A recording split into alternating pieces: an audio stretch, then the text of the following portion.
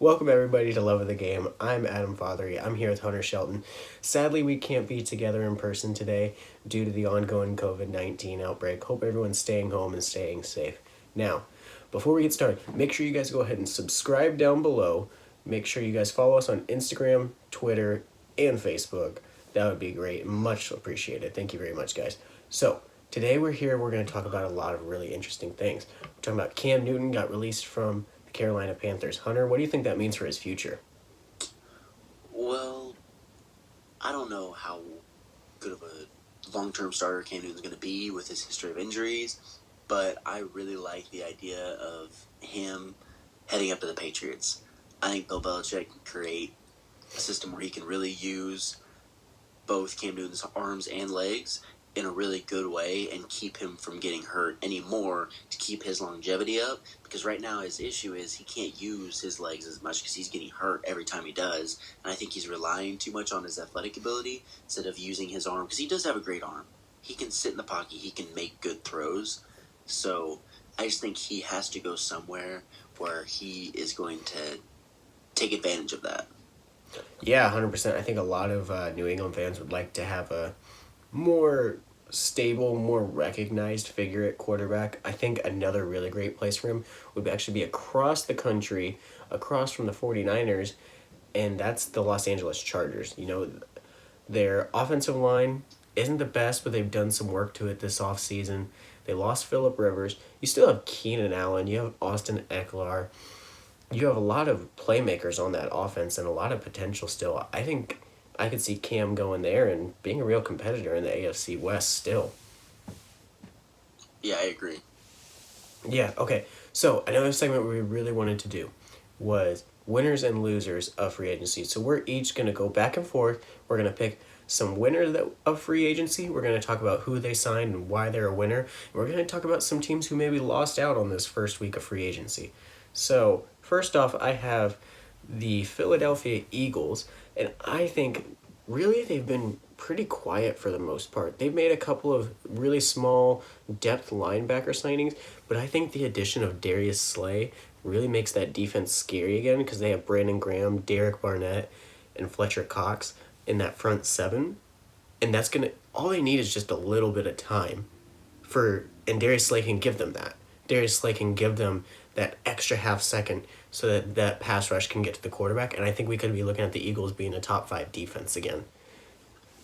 Hunter? Yeah, I mean, Darius Slay can force that quarterback to go to his second and third read because he's not going to be able to go to his first read because Darius Slay shut him down. Exactly. So, Hunter, who do you have? I got the Broncos as offseason winners right now. Their number one biggest win was re-signing Justin Simmons. Great safety, only on his 4th or 5th year in the league, and he's already up there as one of the top safeties in the league. They also signed A.J. Boye early to allow them to let go of Chris Harris Jr., who was looking for a big contract and wanted to get out. They also went after Jarrell Casey, the big-time interior lineman pass rusher, who's been to 5 Pro Bowls in a row, I think. And they upgraded their offensive line with Graham Glasgow from the Lions, who's a fantastic interior lineman that can play any position on the line, which is what the Broncos need. They need somebody that is dynamic and can do what they need him to do. And with Munchak, I think he's going to be great. Also, adding Melvin Gordon was a great addition to the backfield. And they did a few more signings and things, some little stuff to add depth. But overall, they put themselves from a 3rd or 4th place in the AFC West team to a 2nd place in the AFC West team. I completely agree. I think they're going to be a much better AFC West competitor. The only thing I'm a little bit worried about is the tackles with Garrett Bowles and Juwan Humphrey. I'm worried about if they can consistently play well and protect Drew Lock. But I think the Broncos are going to be much improved from a 7-9 season. I'm excited to see where they go. Another AFC team that I think is a winner is going to be the Miami Dolphins. Now, let's keep in mind, the Dolphins went 5-11 last year with really not a lot of pieces. However, this offseason alone, they've acquired 2 linebackers from the New England Patriots that Brian Flores has connections with. They've gotten Kyle Van Noy, who in my opinion is a really underrated inside linebacker. He can play the edge as well, and he's not really a pass rusher, but he's really good at setting the edge and containing and forcing runs and pass rush back inside. I also think Byron Jones is one of the premier outside corners in this league. You have Xavier Howard, who a lot of Pro Football Focuses people have named one of the best slot corners in the NFL.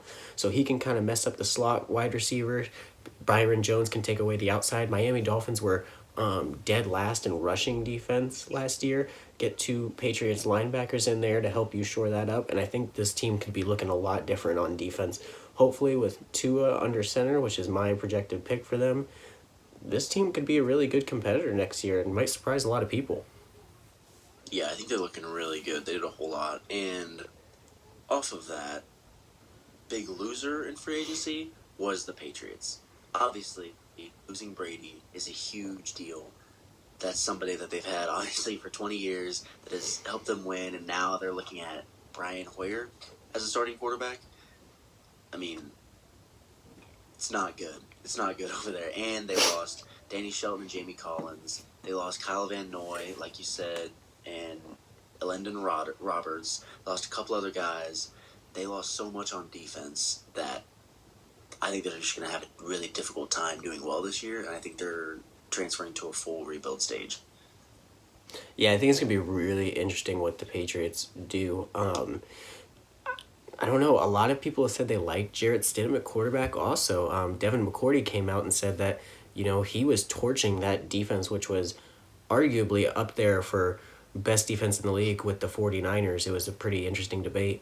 But he said Jarrett Stidham was torching that defense every week in practice. So maybe he could be New England's long-term starter. Maybe they're still looking at something. I don't know. It's going to be really fun to see how that plays out.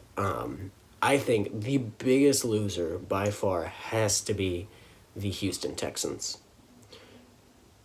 You traded away, honestly, your best offensive playmaker. You got an aging running back with a large contract. You have no first or second round draft pick this year. You have no first round draft pick next year. Your offensive line besides your left tackle is a mess. Your defensive secondary can't cover. J.J. Watt's aging. You lost Jadeveon Clowney already. Whitney Merciless is aging. I just don't even know. This team went from Super Bowl contender on paper to now I don't even know if they win the AFC South anymore. Yeah, I'd say they don't win the AFC South. The Titans are too good. Yeah, it's going to be really fun to see how that plays out and whether or not Bill O'Brien's going to have a job come next offseason. I don't think there's a lot of coaches in the NFL that also get to play GM that work out. It's really hard. It's two jobs, and trying to do two jobs at once is really difficult to do. Hunter, who else did you think that was a big free agency loser? I think the Rams took a huge hit in free agency. Obviously, I think that losing Todd Gurley was a huge loss. I think that he still has some upside if you can play around his injury. But more than that, they lost Dante Fowler. They lost Corey Littleton. They lost Jaquel Roby-Coleman. They lost Clay Matthews, and they still have trouble with cap after signing just a couple low grade a pass rusher or nose tackle and pass rusher.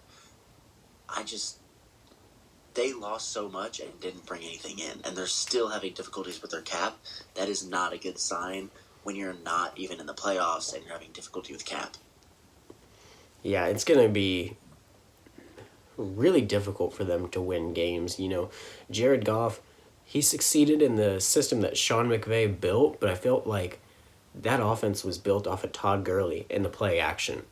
So what is the outlook for the Los Angeles Rams now? I don't know. I feel like they have came down really hard since their Super Bowl appearance in 2018. Speaking of the Rams, though, they released a new logo. Hunter, what do you think about it? I think that a lot of people on Twitter had Photoshop and did better in 10 minutes than what the entire Rams organization did. A lot of people like kind of like the Chargers rebranding a lot better. I like the powder blue. I think the Chargers did a much better job. They changed a little bit. They changed the color scheme. It looks a lot better. Oh, I love the Chargers. They went old school, but kind of made it a little bit new, and I think they did a fantastic job. But I think the Rams logo looks terrible. Yeah, it's ridiculous. It really is. There's no reason. It looks terrible. So, well, thank you everybody for watching. Be sure to go ahead and subscribe down below. Make sure to follow us on Twitter, Facebook, and Instagram. Make the ground shake.